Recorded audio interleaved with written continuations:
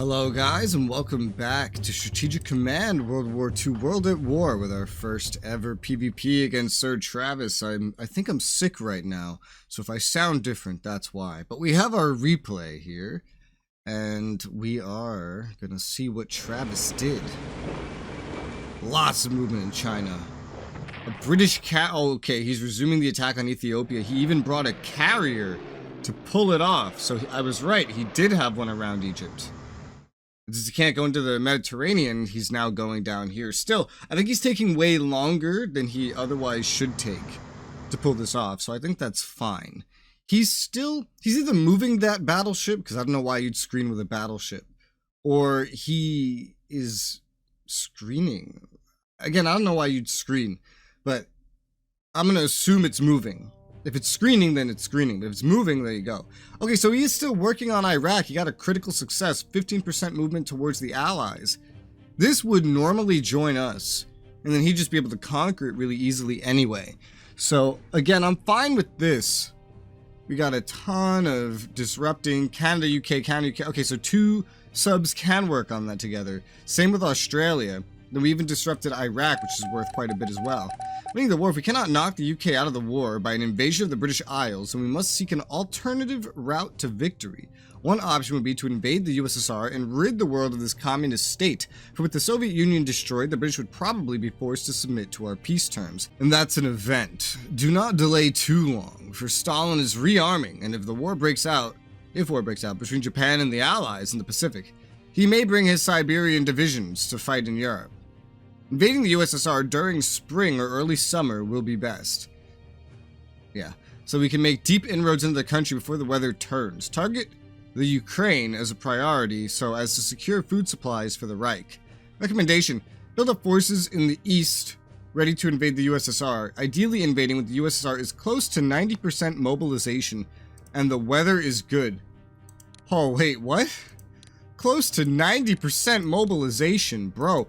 They're at 29% mobilization. Why would I wait until if I'm waiting until 90% mobilization, then even while being built up on their border, dude, we would be here for so long. We would be here for like another year almost. Oh God. No, I'm gonna attack way before that because that gives less time for the USSR to build up, because right now with the USSR, he's just like, he's doing a ton of research. He spent 1,000 MPPs so far on research, and that's most of the income that he has collected. He spent a little bit on units, meaning he's not building new units to prepare for us. He's only researching, which is good and bad. It's good because we can hope to overwhelm him. However, it's bad because if we stagnate the front, then his technical parity would become a problem. The Japs have 2 heavy cruisers ready to deploy, and they're deploying fully upgraded. There's not really a lot of room for them, to be honest, so we'll just deploy them over by Hiroshima and Nagasaki to get ready to move them somewhere else. They came with full upgrades that they can have right now anyhow, so that's convenient. Japan can continue its research of production technology. I think we're definitely going to do that. That brings us to having 115 left for room. Not really anything I could squeeze in there, but we're going. Mobility is still trying to complete, and that's a one and done kind of tech. So is arty weapons. The only thing we're slacking on as a result really is going to be advanced subs, so that's not too bad. So today I learned that rockets have terrible movement ranges and they can't force march. So moving them is going to be a matter of operation basically all the time, because even at this very well positioned location, it's still going to take 3 turns to get to where I want to go. I don't want to wait 3 months before I can start bombarding London. The MPPs that I would lose, essentially, that from taking away MPPs from him for bombarding London, and maybe Maidstone if we have the opportunity to do that as well, is definitely not worth saving 19 MPPs. So we are going to operate up to Dunkirk, just like so. And then we will start bombarding London next turn. Soon, hopefully, we'll get that research tech, that rocket weapons tech. Yeah, actually, next turn, we get our rocket weapons tech and can actually, so next time we're probably going to upgrade it, not even shoot. But it's in position, it'll be upgraded, good to go, and we can start firing very shortly after for even more damage, and we'd have a little more reach as well. But certainly, these places would be easy. Germany does not have any MPPs available for research. We're totally funded. So right now, it's really just a matter of continuing to get everything ready for the invasion. Now, down here is a big factor that we need to make sure we get finished up. So that involves moving things up, upgrading things, and the like.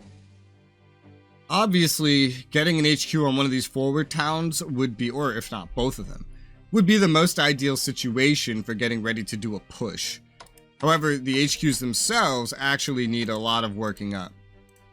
What's your supply here? Why can't you go all the way up? Or is it just, HQs? HQs are limited. They cannot get all the way up in one turn. So let's reinforce the Romanian and the Hungarian HQs. Their upgrades will be more of a optional thing at the moment. And then we're going to want to move. Thankfully, we have the road available to us, but the mud is still going to slow us down, and the snow is not going to be much better. It's currently December. Next term will be January. That's still in the thick of winter, but winter's end will come around February to March. So in 2 turns, we want to start looking at being ready to attack. That's not enough time, honestly. It was never enough time. That's end of winter, though. By beginning of spring, it might be good enough. But knowing the Soviets, there's still a good chance there's snow when that time comes around. I'm trying to guess what his defensive strategy will be here. He's not mobilizing a lot of units directly on the border, so he's just going to stick with the ones that are spawning in. Those are going to be slaughtered. Those will always be slaughtered, just based on the way they spawn in. He is fortifying over here in very strange ways. He's literally put a fortification up north, assuming somehow I'm going to get there through the marshes and head south through there. Even this one, it's pointed into the marshes and the forest.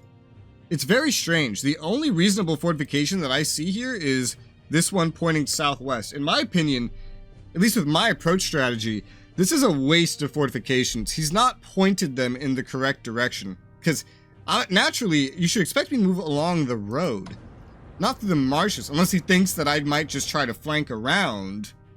That's another story. I mean, what I really want to do is just push through these roads and conquer them all. This will be more of a, it's something we'll have to break through due to the narrower front. I kind of have to split my forces half and half. So we do need to get around it, but the thing is, look at the approach. We're going to be coming from south of his fortifications. I'm not quite sure what his strategy is, but I think he really wants to try to hold me at the marshes or something. The Romanian units need some upgrades, especially these armies. We want to have them with mobility.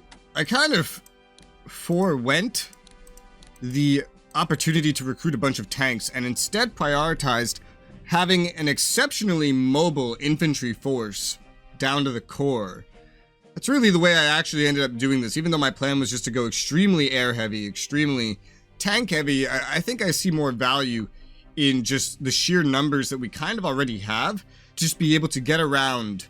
Because I've seen in my AI playthroughs now how much time that can save you and how much you can accomplish way quicker and before opportunities vanish if you have that capability. More and more things need to get in position. Things that are going to operate like the HQs, they can wait pretty much till the last minute. I think this tank might be able to get into position without operation, which would be good because we have 48 MPPs, and so that's not a lot of wiggle room to operate anything. Looking at our cores that have yet to leave their location, I think I'll go ahead and break some entrenchment here. We're going to move this core as far east as it can get. We're going to move the second anti-air into Brest, move this third anti-air into Cherbourg. I might name these anti-airs after the city.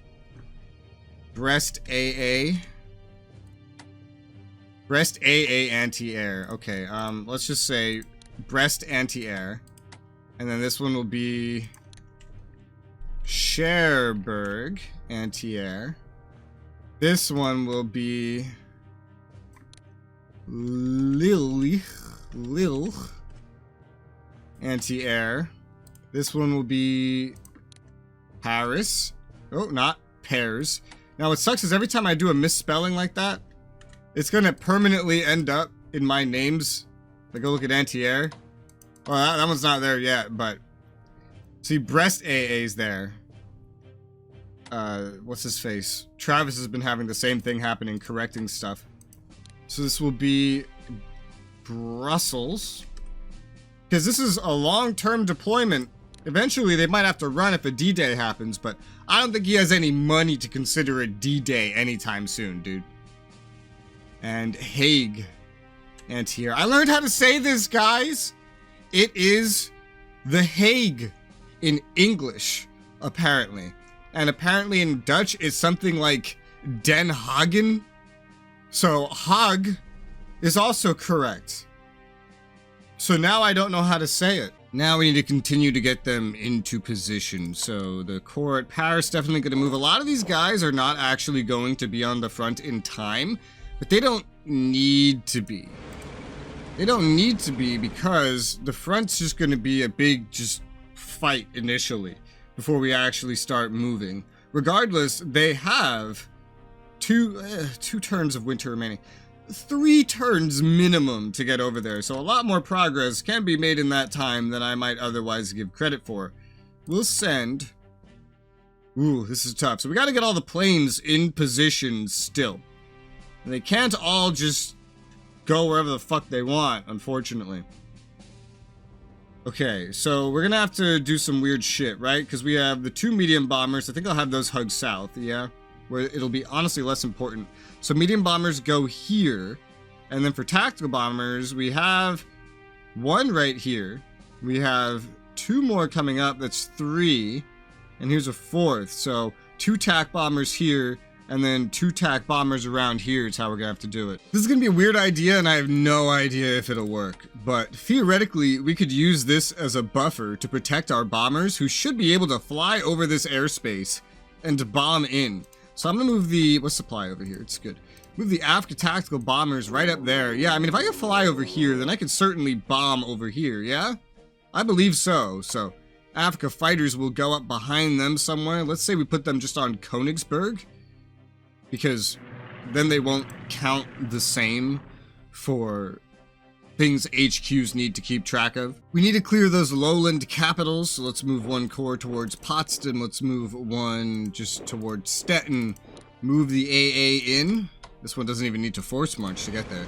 Move the AA in, and this one, I was never really sure on exactly where I should put this one, but I feel like this works fine enough. The ports are protected by this one. So move this one into Brussels, yeah, it can defend this stuff here, because this one's going to end up having to move later once the fortification deploys on Dunkirk, because I think it's going to go literally at Dunkirk. So it'll have to like move here, it'll protect all this stuff, plus the rocket when it moves back as well. Honestly, we could move it right now. Now that everything's in place, we could just get it moved and entrenching this instant, in fact. And I think we will. I think we should.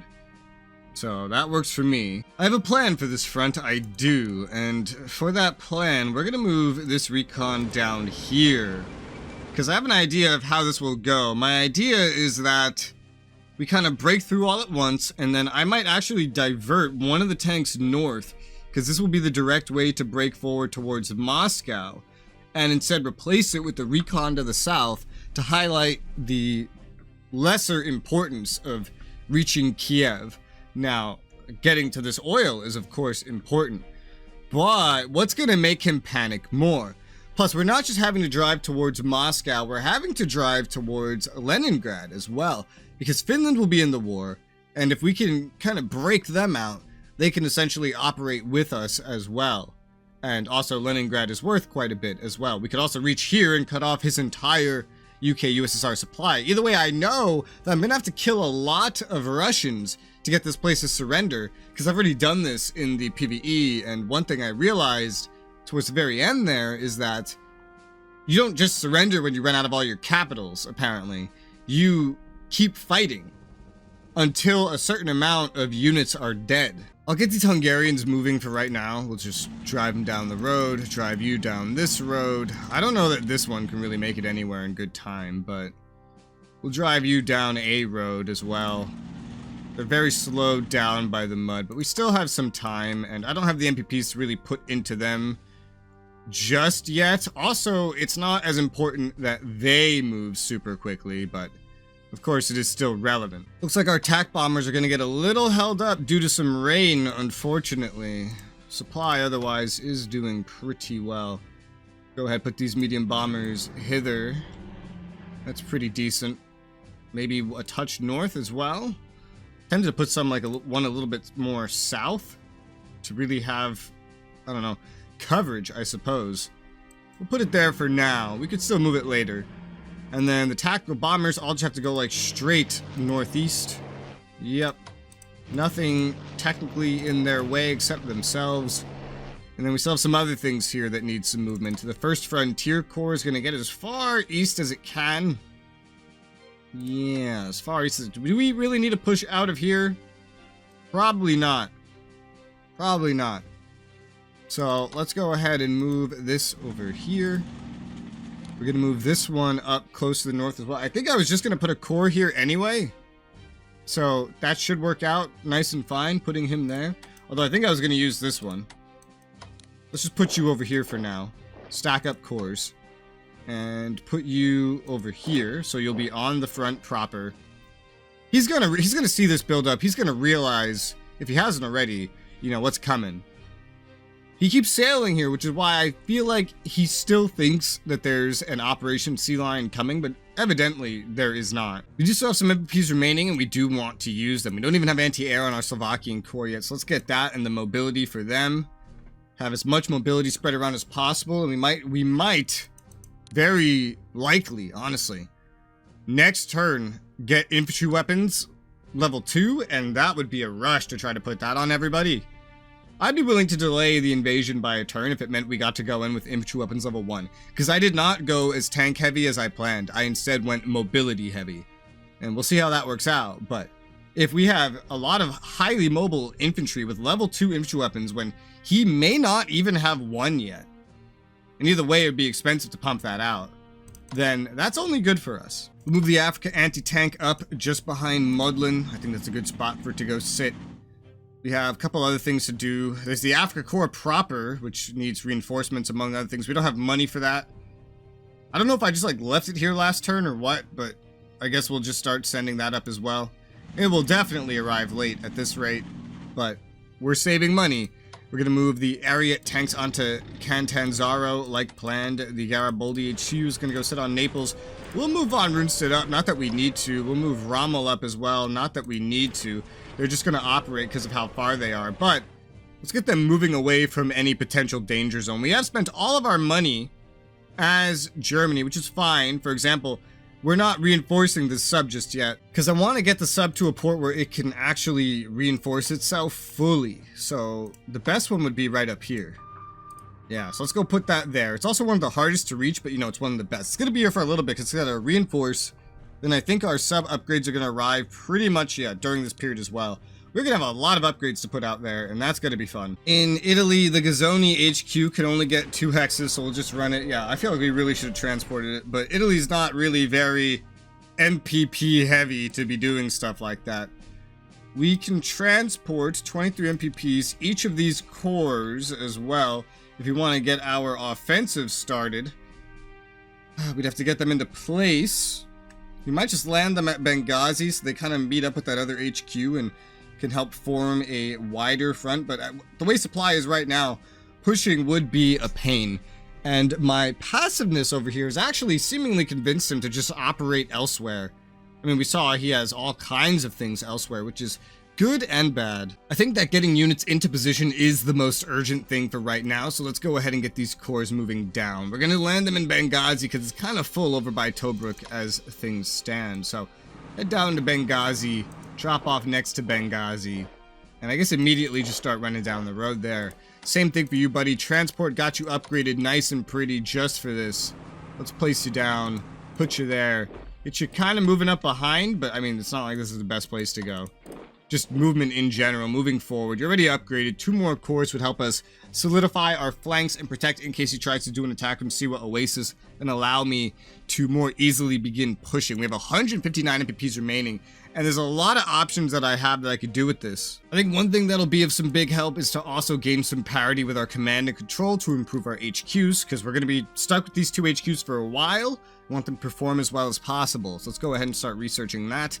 Get it on par with infantry weapons, naval weaponry. They kind of work the same tech-wise, so I think that's a pretty good upgrade to get. We need these paratroopers set to prepare. Oh, they cannot prepare. Oh, because there's no supply in Valletta. Okay, these paratroopers gonna be living here for a little bit, you know, until the supply of the town recovers from our bombardment of it. And Germany will be getting these MPPs, which is good for them, I guess. I wish Italy had more MPPs. They could be so useful if they have the money. The way that we mimic their uselessness in real life in this game is just by giving them not enough money. And they're going to be losing money as they lose Ethiopia. Not a whole lot of money, but still, money.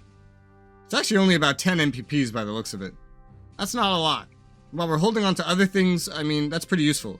And if we start pushing into Egypt, that could be some good MPPs for them as well. Regardless, they're always going to be behind, and that just makes me so sad. Since we have more troops coming up the rear in Libya here, we're going to send the 10th Army onto the road. And the reason for that is because we still have decent supply there to be able to maintain ourselves. Start entrenching if need be. See if we can lure him forward to us. I don't think he'll move forward, given the current situation, but maybe he will, maybe he won't. I just want to see him, see if I can lure him into doing anything, and forward place this army to prepare for a push with the rest of our armies very shortly. Because they can all kind of reach out there just fine, just this one was a little far away. And then the corps can come up and serve as more of a defensive fixture, things like that. And I already see our target. You know, we're going to go try to wipe that corps out. This is impassable. This is an army. This is a corps. Which one do you think I'm going to go hit?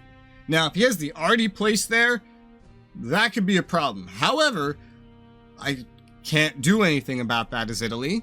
I'm doing everything I can do right now, which is involved moving up my infantry weapons, which is great. I'm preparing my navy because I want to keep him out of the Mediterranean in the long run. I'm kind of spreading things out. You know, I'm buffing up my aircraft a little bit more. I'm getting my HQs to be a little bit better. We've gotten our logistics to be a little bit cheaper. I'm trying to cover a lot of things all at once because I want Italy to operate kind of by themselves without the help of the Germans, but without helping the Germans as well. In a long-term 1v1, the UK could almost certainly, I feel, beat Italy. They have way more money, especially once Lend-Lease starts. However, I plan to hopefully make it so that he has to focus either all of the UK's efforts or combine it with America's later on to hope to push Italy out of Africa. And then I have plans, hopefully, for defending Italy as well if he gets that far. You know, I'm trying to plan, like, okay, what if he does get that far? Because I've already seen what happens when you properly invade this stuff. You don't fucking hold it. There's no way to hold this shit. You arrive here with enough forces, the Allies, and there's nothing the Axis can do to really keep you out of here unless they already have a force ready to mobilize and defend it. And even then, if you just stagger your invasions, you know, into Algeria first, Tunis after, then you can succeed Operation Torch no problem. Since we're just not caring about the limiter that's going to be placed on us next turn, we're going to just move everything back into some ports so that they can get upgrades when that becomes relevant. It's not relevant still, not yet, not until I really settle into this war, but the German Navy is going to need to be upgraded because the German Navy is going to be used. Certainly. So let's send the Bismarck down to Stettin. And then the battle cruisers, they're pretty safe where they are. We'll send the Admiral Graf here into Copenhagen. It made it out. The Deutschland also made it out safe, but there's nowhere else over here for it except out there. Don't really want to do that. We'll put the Deutschland...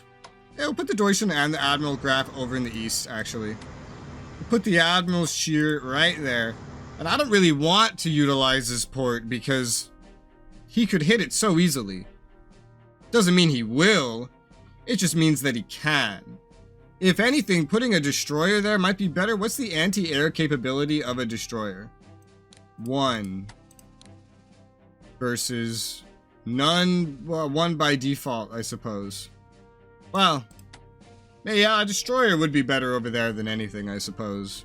But I could also just swap things in and out. And that's probably what I plan to do. We'll go put the Prinz over here. Hidden. It's already gotten its upgrades. It's fine. The Nazario needs to continue along its path here. I'll go slightly off course, just to speed it up. I want to get there sooner, just to like get this over with. An extra destroyer for Italy would be great. So we are now here. I'll let him know that we're kind of off the coast of Liberia and Nigeria, French West Africa. But that's good and done. Let's look at Japan. We've already spent like half of our MPPs in Japan on research. We're going to swap this core in right here to take over the defensive fixture because it is upgraded. We'll go real slow. You know, we're going to go for elite reinforcements. We're really going to build up before the next offensive. So let's get elite reinforcements on the Central Expedition Army. And then over here, the 13th Army, I'm tempted to have swap in there to Wuhan because we still need a pretty decent show of force here, and we don't really have that at the moment. So yeah, let's move the 13th Army forward, and then let's swap it in onto Wuhan, and then so that will do way better. It's super experienced. He'd be hard pressed to ever try to break through this. This core is more of a weak point, but you know, we'll see how that goes. I'll move this down here to get it ready to get some upgrades. It has to get away from the enemy forces. I love it. Wuhan Survivors. As if he ever owned Wuhan. What a silly name, huh? We'll swap the 2nd Kwantung Army in up here, and we will reinforce the Peking Defender Corps. The 2nd Kwantung will probably just stay here as a defensive fixture. We will upgrade the Indochina Expedition Army with some infantry weapons as well. This corps is probably going to end up leaving, though, and helping with maybe this one as well, Indochina. Kind of swapping in and out, helping us get this line up to snuff, because it's going to have to be staggered due to the nature of this front. But getting those weapons in is utmost priority. We have 101 MPPs remaining. We give elite reinforcements to the 17th Korean Army. We can give some...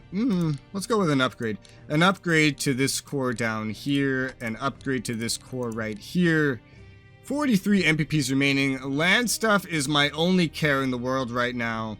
Let's give elite reinforcements to the 34th. We're spending a lot of MPPs getting as strong as possible because we're going to have to break through a rather fortified line here. 15 MPPs remaining. We still need to reinforce this fighter, and we can, just not fully now that I've spent so much. But what else can we spend that on? This core that we swapped out. Yeah, this one needs some infantry weapons as well. So that's upgraded. We have 0 MPPs remaining exactly. A lot of upgrading going in there. We haven't done any attacks. We could do some, but it's risky. It really is. The only one that we might get away with is this one. Well, we'll try it anyway. A blitz attack at Pao Tao. We didn't deal any damage, but we did get some XP. And we now can get elite reinforcements if we wanted to, and we weren't on the border with any enemies. So even though we didn't get any kills, that actually worked out pretty well. Now we still need to probably move these subs. I'll move these subs over. So we're in a nice little line on the forwards, right? And I'll probably just move back and forth to 2-4, 2-4, over and over and over again, just to kind of, I don't know, freak him out maybe. Or maybe I just leave him here, so that, well no, he'll know all three. I was gonna say, maybe he'll just run into them, right? One by one. But if he knows that they're here, then he won't make that mistake, clearly. But we're getting some pretty good raiding in there that I'm pretty happy with. And then there's this one. Canada, UK is, of course, important to hit. But we need to stay in position somehow without running into him. Now, we didn't see any more pop-ups, nor did he lose any more mobilization with America, so he's definitely moved already, but he moved there to begin with. Maybe a land unit that he's sailing. Maybe he just operated an air unit. I don't know, but that's good for us because some MPPs waste for him. Not that that makes a huge dent because America's MPPs are already ridiculous. So, for now, we don't need to worry about being along the USA-UK line. We don't. Let's move up and then move down around here. Let's move up. And down right there. We just need to focus Canada, UK. These two subs are perfect for it. USA, UK is not going to activate probably for a couple more months until we declare war on the USSR. That is my assumption. Now, I just realized a flaw with my plan of putting this garrison here is that, if he goes for Misawa first and takes it, which I really didn't think he would do, then I think this guy will just disappear too because they lose their capital and their alternate. So that might have been a mistake. It's a little too late to correct that, though. There's not a whole lot I can do at this point. I predicted he'd come up more aggressively from the south and move the Sudanese towards the actual capital, which is what I did. He didn't do that. He's been moving very slowly through the south and has instead been focusing his efforts around Massawa. I didn't see that coming, so probably, without even intending to, he's kind of outplayed my strategy here. Although, at the end of the day, my strategy is to lose this area, so it's fine, right? But also, I kind of wish that I had guessed it correctly. Either way, that's all we have for this turn, so let's go ahead and hit end turn. See if we got anything to deal with. Arthur Koestler's Darkness at Noon is published in the UK. Darkness at Noon, okay. Infantry Weapons Level 2 for Germany, hell yeah. And Advanced Subs Level 1. And Artillery Weapons Level 1. And Rocket, oh my god, we have so much research to do. And there's the thing right there. Anything in this range now is going to count towards mobilizing the USSR. So they're going to start mobilizing at this point. But MPPs are, well, they're good, even though Africa Corps is, of course, still being paid off. Otherwise, I mean, everything looks fine to me. Alright, that's our whole turn. This is going to get passed back over to Travis, and then we'll come back to it in January. Winter leading up to the invasion of the USSR. It's exciting. I can't wait to get there. For now, though, thank you guys very much for watching, and I'll see you on the next one.